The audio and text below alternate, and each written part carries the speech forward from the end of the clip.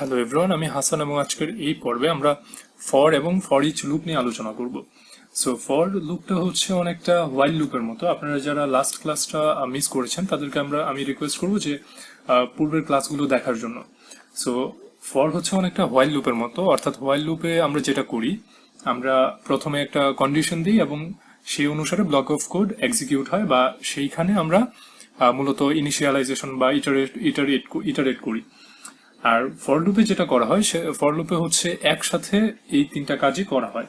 আমরা যদি একটু ফর লুপের স্ট্রাকচারে যাই তাহলে আমরা দেখতে পারবো যে ফর এভাবে ফর লিখতে হয়, তারপরে হচ্ছে এখানে আমরা ব্র্যাকেট শুরু করি এবং সেখানে প্রথমে ইনিশিয়ালাইজার কন্ডিশন এবং ইটারেটর হয়, আর তারপরে হচ্ছে ব্লক অফ কোড বা বডি হয়।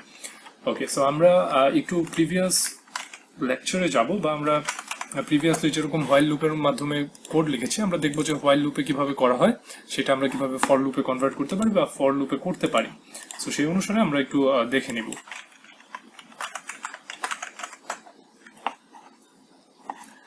সো আমরা একটা সিম্পল প্রোগ্রাম লিখি যে একটা অ্যারের মধ্যে যে ডেটাগুলো আছে সেগুলো প্রিন্ট করার।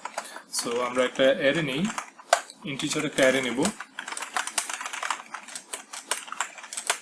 আমরা 3 সাইজের একটা অ্যারে নেব। সো এখানে নাম্বারস 0-তে একটা নাম্বার আমরা লিখব, একটা নাম্বার ইনপুট নেব।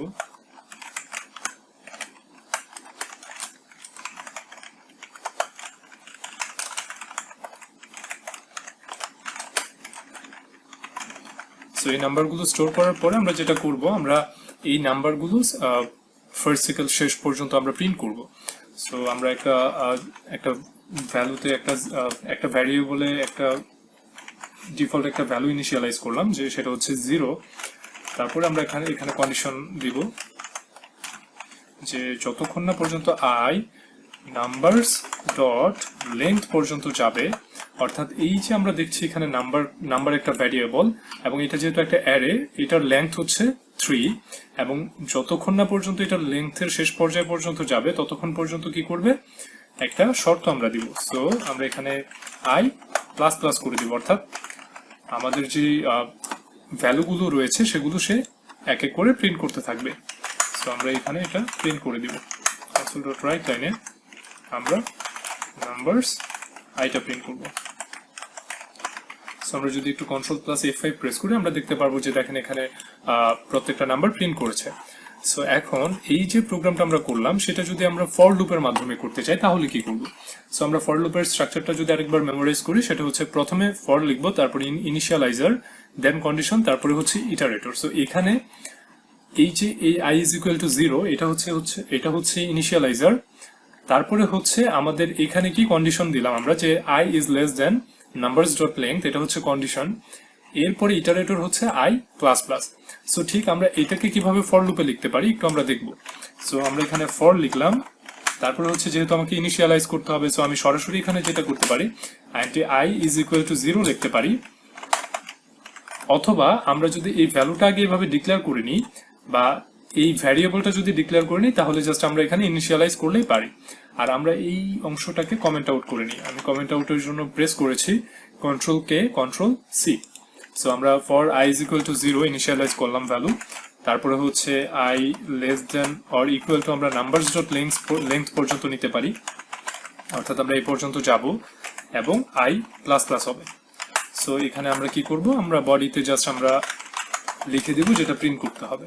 সো আমরা এখানে প্রিন্ট করব হচ্ছে নাম্বারস i।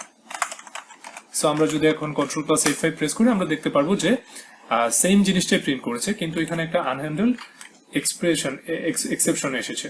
সো এটা এসেছে মূলত আমরা যে অ্যারেটা ডিক্লেয়ার করেছি সেটার বাইরে থেকে কিছু একটা প্রিন্ট হচ্ছে, এরকম কিছু বোঝাচ্ছে। অর্থাৎ আমাদের অ্যারের যে সাইজটা আছে সেটার মধ্যে আমাদের প্রিন্ট করতে হবে। সো আমি যখন এটাতে i less than or equal দিয়েছি, তখন সেটা একটা আনহ্যান্ডেলড এক্সেপশনে চলে গিয়েছে। সো আমি যদি এটাকে আবার লেস দেন দিই, তাহলে দেখতে পারবো যে সঠিকভাবে প্রিন্ট হয়েছে, অর্থাৎ এটা 0 থেকে 2 এই 3টা ভ্যারিয়েবল প্রিন্ট করেছে, বা 3টা ডেটা প্রিন্ট করেছে।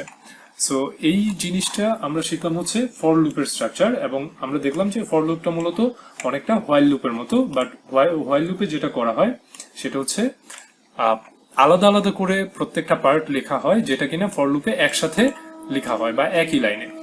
সো আমরা যদি এখন ফর ইচ লুপে যাই, সো আমরা ফর ইচ লুপটা মূলত কি, সো আমরা যেই কাজটা করলাম এখন বা যেই প্রবলেমটা সলভ করলাম ফর লুপ দিয়ে, সেটাকে মূলত ফর ইচ লুপ দিয়ে আমরা আরো ইজিলি করতে পারি। সো আমরা যদি ফর ইচ লুপের একটু আমরা যদি আমাদের ফর ইচ লুপের সিনট্যাক্সে যাই, তাহলে আমরা দেখতে পারবো যে এখানে লেখা আছে ফর ইচ, তারপরে আমরা ডাটা টাইপ দিব, এরপর একটা ভ্যারিয়েবল নেম ডিক্লেয়ার করব, এবং ওই ভ্যারিয়েবলটা যে কালেকশনে আছে সেই কালেকশন ভ্যারিয়েবলটা ডিক্লেয়ার করব, আর তারপর আমরা স্টেটমেন্ট দিব। সো আমরা যদি একটু এই লাইনগুলো গো থ্রু করি, তাহলে আমরা যেটা জানতে পারবো যে ফর ইচ লুপটা হচ্ছে যে কালেকশন থাকবে সেই কালেকশনের মধ্যে যে এলিমেন্টগুলো থাকবে সেগুলোকে পুনরাবৃত্তি করবে। অর্থাৎ ধরুন এই যে এটা একটা অ্যারে, এবং এইখানে যে এটা একটা নাম্বারের কালেকশন, এবং যে নাম্বারগুলো আছে সেগুলো সে পুনরাবৃত্তি করতে থাকবে। সো কাইন্ড অফ আমরা যে ফর লুপ দিয়ে যেটা করলাম সেরকমই। সো আমরা যদি এটাকে একটু বাস্তবায়ন করতে চাই, তাহলে আমরা এটাকে আবার কমেন্ট আউট করে নিলাম কন্ট্রোল-K কন্ট্রোল-C দিয়ে, এবং আমরা যেটা করব আমরা এখানে ফর ইচ লুপ ব্যবহার করব। সো ফর ইচ, তারপর আমরা যেটা করব আমাদের অবশ্যই কি ডেটা টাইপ লিখতে হবে as per the structure. So এবং আমাদের একটা ভ্যারিয়েবল নেম ডিক্লেয়ার করতে হবে। সো আমরা ইন্টিজার কে ফাইন্ড করব ইন নাম্বারস, অর্থাৎ আমরা এই নাম্বারস ভ্যারিয়েবলে কে ফাইন্ড করব।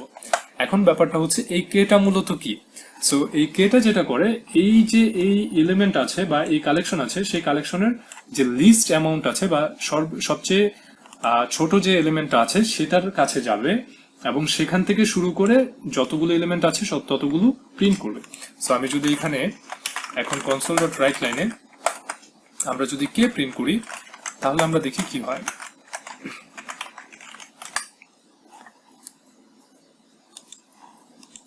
সো আমি এখানে মূলত বিল্ট এররটা কেন এসেছে,